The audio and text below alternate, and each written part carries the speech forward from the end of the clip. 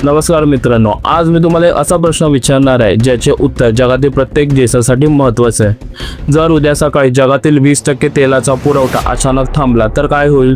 Petrol महाग होईल, diesel महाग होईल, विमान प्रवास महाग होऊन जाईल, वस्तूंच्या वाहतुकीचा खर्च वाढेल आणि शेवटी महागाई तुमच्या आणि आमच्या खिशापर्यंत पोहोचेल। आणि नेमके हेच संकट गेल्या काही महिन्यांपासून जगासमोर उभे होते, कारण मध्य पूर्वेतील जगातील सर्वात महत्त्वाचा समुद्री मार्ग म्हणजे स्ट्रेट ऑफ हॉर्मुझ जवळपास बंद पडला होता। मित्रांनो, स्ट्रेट ऑफ हॉर्मुझ हा इराण आणि ओमान यांच्या दरम्यानचा फक्त 33 किलोमीटर रुंदीचा एक समुद्र मार्ग आहे, पण हा अरुंद मार्गातून जगातील जवळपास 20% तेल आणि मोठ्या प्रमाणात एलएनजीस म्हणजेच नैसर्गिक वायूची वाहतूक होते।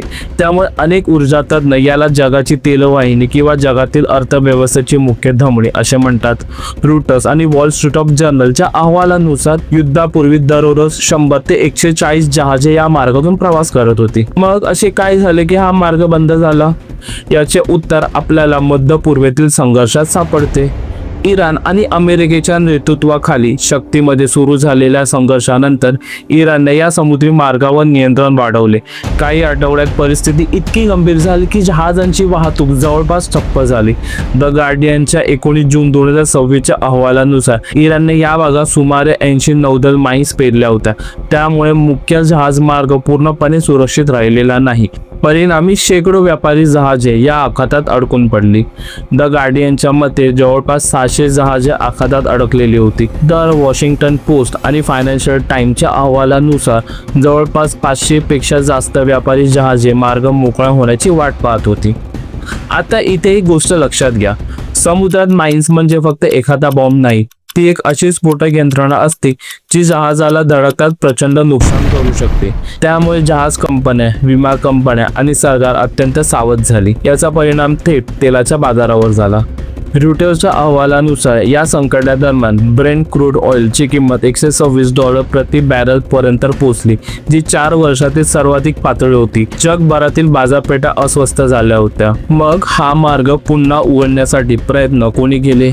या संपूर्ण प्रक्रियेत अमेरिका, इराण, ओमान, कतार आणि इतर मध्यस्थ देशांनी महत्त्वाची भूमिका बजावली। अनेक आठवडे चाललेल्या चर्चांनंतर अमेरिका आणि इराण यांच्यात एक तात्पुरता शांतता करार झाला। वॉल स्ट्रीट जर्नल, रूटर्स आणि असोसिएट प्रेसच्या वृत्तानुसार या करारानंतर अमेरिकेने नौदल नाकेबंदी कमी करण्यास सुरुवात केली आणि इराणने व्यापारी जहाजाला मर्यादित प्रमाणात मार्ग उपलब्ध करून दिला। आता प्रश्न असा आहे की स्ट्रेट ऑफ हॉर्मुझ खरंच पुन्हा खुला झाला आहे का?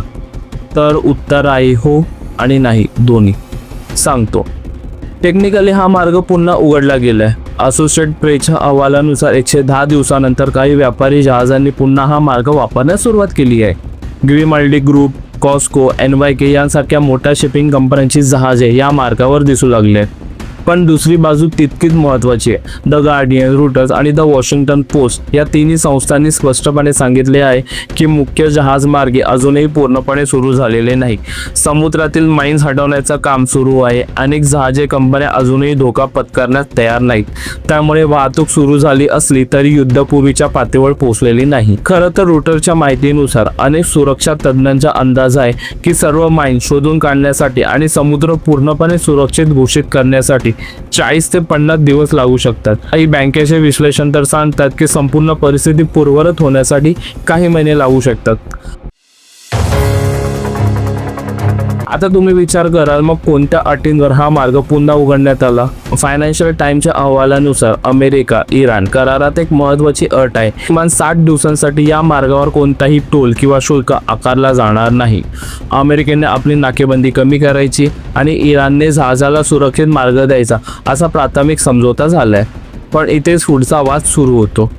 द गार्डियन आणि फायनान्शियल टाइम्सच्या अहवालानुसार इराण भविष्यात स्ट्रेट ऑफ हॉर्मुझमधून जाणाऱ्या जहाजांकडे मॅरिटाईम सर्व्हिस फीस किंवा काही प्रकारचे शुल्क आकारण्याच्या कल्पना मांडत आहे। जर असे झाले तर जागतिक शिपिंग उद्योगासाठी तो एक मोठा बदल ठरू शकतो। आता सर्वात महत्त्वाचा प्रश्न, याचा भारतावर काय परिणाम होणार? भारत आपल्या तेलाच्या गरजेपैकी मोठा हिस्सा मध्य पूर्वेतून आयात करतो आणि त्यातील मोठे प्रमाणे स्ट्रेट ऑफ हॉर्मुझ मधून येते. जर हा मार्ग दीर्घकाळ बंद राहिला असता तर भारताला अधिक महाग पर्यायी मार्गे वापरावे लागले असते.